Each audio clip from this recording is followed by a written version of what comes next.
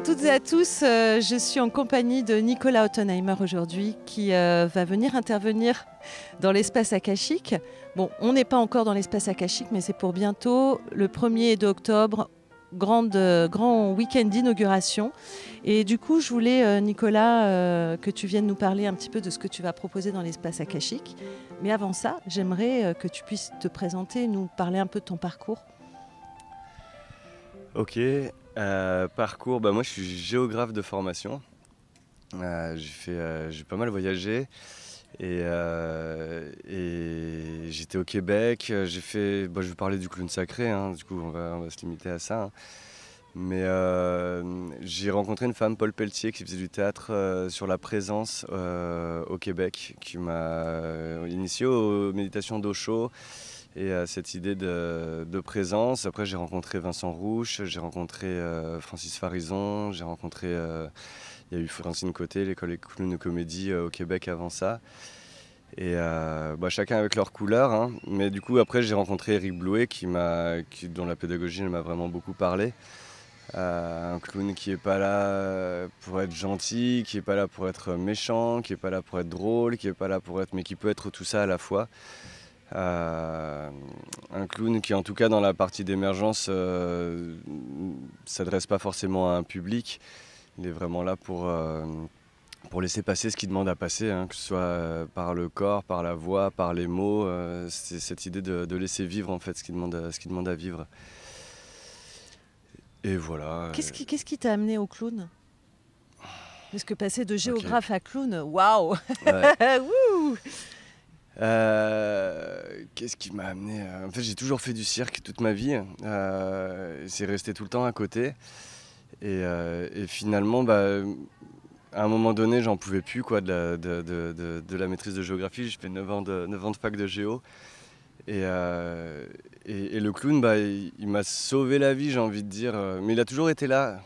Je sais pas comment dire. C'est un peu brouillon, mais ouais, j'ai envie de dire que le clown, il m'a quand même sauvé la vie à un moment donné où il y a tout qui s'effondrait dans ma vie. À un moment où j'avais lâché la maîtrise, et il m'a permis de prendre de la distance, quoi, hein, de la distance par rapport au drame que je pouvais vivre dans mon existence. Il m'a permis de prendre du recul, de rire des situations. Ouais, c'est ça. Ouais.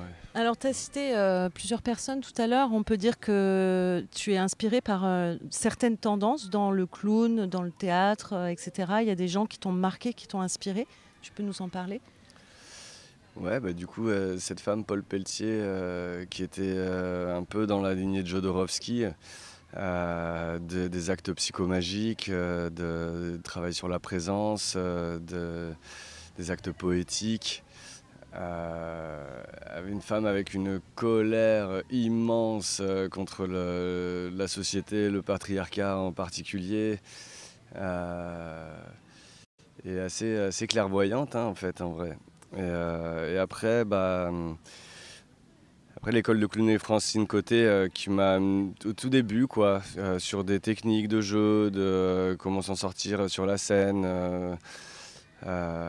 Après Vincent Rouche, j'ai beaucoup aimé, vraiment un intellectuel du clown, quoi, qui m'a vraiment fait comprendre l'idée du petit, comment tout le public est pas dupe, comment tout se voit, et que si on a conscience du petit, on peut déployer et monter en énergie du coup sans exploser, quoi.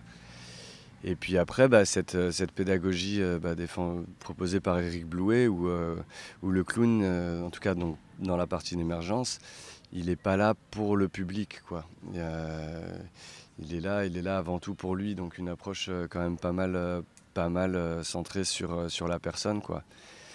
Et moi, c'est vrai que je retiens beaucoup cette idée de créer à partir de la matière première qui est en chacun, en fait.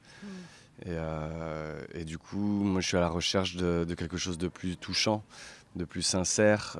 J'ai une démarche qui est vraiment sur l'expression sincère. Et la technique de clown peut aider aussi à décoller de juste livrer, raconter sa vie, en fait, quoi. Voilà, donc en utilisant, moi j'utilise beaucoup la boîte à outils d'Eric Blouet qui passe par différents modes d'expression. C'est ça qui passe tantôt par la voix, tantôt par le corps, tantôt par les mots. Mais de plus en plus, le corps m'appelle vraiment, quoi, avec sa propre intelligence, quoi. Ouais.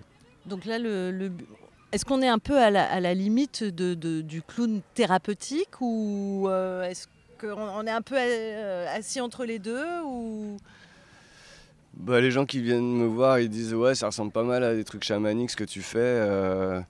Moi, j'ai pas envie de faire de la thérapie parce que ça m'intéresse pas, enfin si, ça m'intéresse, mais je trouve que ce qui se donne à voir, c'est pas intéressant. Et en fait, j'ai moins de plaisir à voir des gens qui vont raconter leurs problèmes, raconter leur vie sans décalage ou sans. Mais par contre. Ouais, d'utiliser le changement de fréquence du nez, du costume, du maquillage, et des techniques d'acteurs, des techniques de jeu permettent ouais, d'exprimer des choses sincères, profondes qui touchent, mais sans que ce soit complètement collé. Enfin, que ce soit pas. Il y a une idée de changer de fréquence, quoi. Ouais. Donc en fait, grâce au processus créatif, on va pouvoir aller vers de la transformation intérieure. C'est ça que tu proposes? Ouais. Alors on met souvent l'art au service de la thérapie et en fait moi il y a quelque chose qui commence à m'activer de plus en plus, c'est mettre des sujets thérapeutiques au service de la création artistique. Donc c'est comment on peut prendre de la matière qui m'est personnelle mais souvent par effet résonance elle a écho sur d'autres personnes. Et comment je vais pouvoir me décoller de ce premier rapport, moi, mes problèmes, mes trucs, et pour pouvoir créer, quoi. Créer et prendre de la distance, et ensuite amener ça devant public éventuellement, après un travail de mise en scène, un travail de choix de qu'est-ce que je donne à voir, en fait.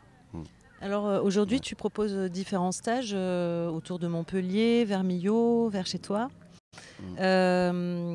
À l'intérieur de ces stages, il y a plusieurs propositions en fait, parce que tu travailles avec plein d'outils différents, comme la méditation, la danse un peu intuitive. Bah, le clown aussi, ce qui se passe, c'est que moi, il m'a permis de pouvoir faire rentrer tous mes centres d'intérêt, en fait. Tout ce que j'aime, que ce soit de l'acro-yoga, du yoga partenaire, pour le jeu à deux, de porter, se laisser porter, les méditations de Osho, quoi, que je trouve vraiment pertinentes, quoi.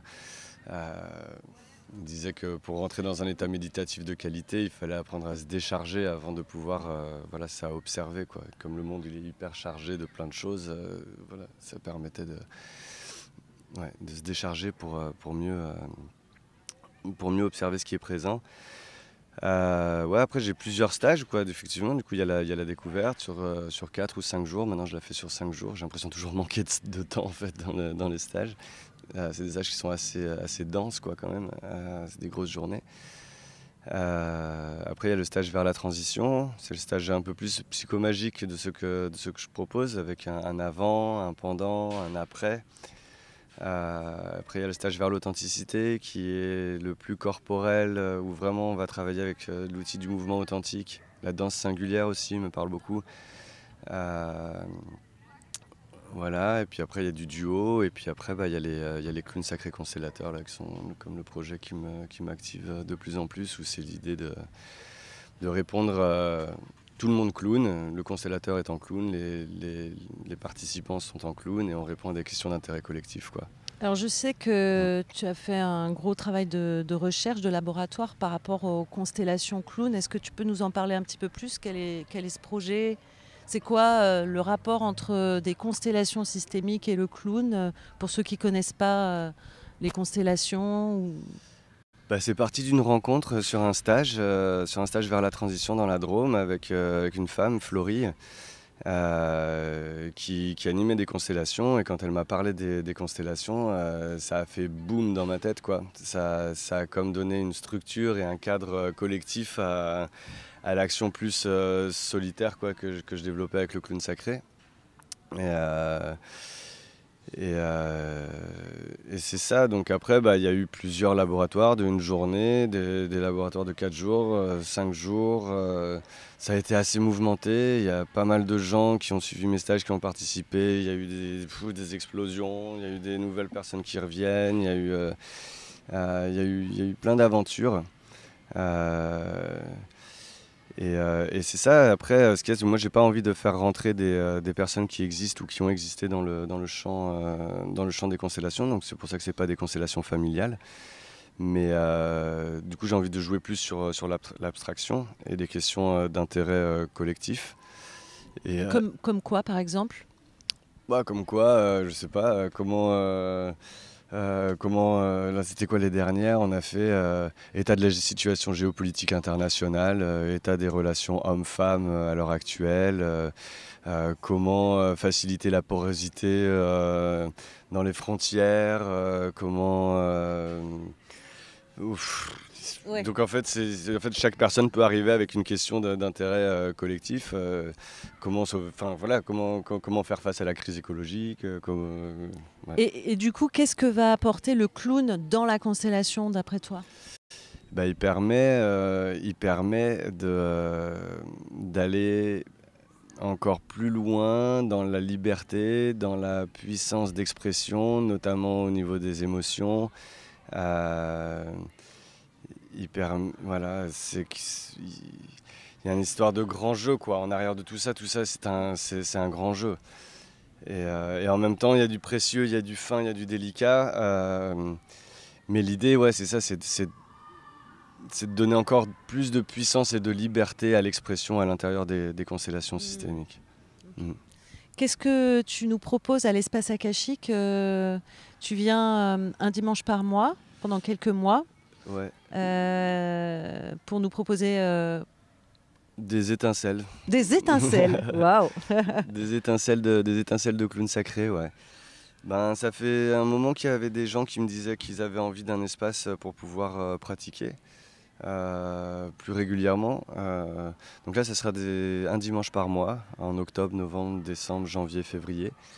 Des journées qui vont être assez longues quand même, hein, parce qu'il y a toujours plein de choses que j'ai envie de faire passer. Du coup, ouais, probablement 9h30, 18h, je crois. Et donc soit un espace de pratique ou soit un espace de découverte en fait pour des gens qui connaissent pas et qui veulent découvrir cet espace du clown des profondeurs en fait quoi. Hein. Ouais, un clown. Mais encore une fois, il y a de la place pour tout en fait, pour toutes les couleurs de l'arc-en-ciel. Je travaille avec des nez, des formes de couleurs, des formes, des couleurs différentes. Tu fabriques tes nez d'ailleurs. Ouais, ouais, en latex. Ils se baladent souvent. Hein. Ouais.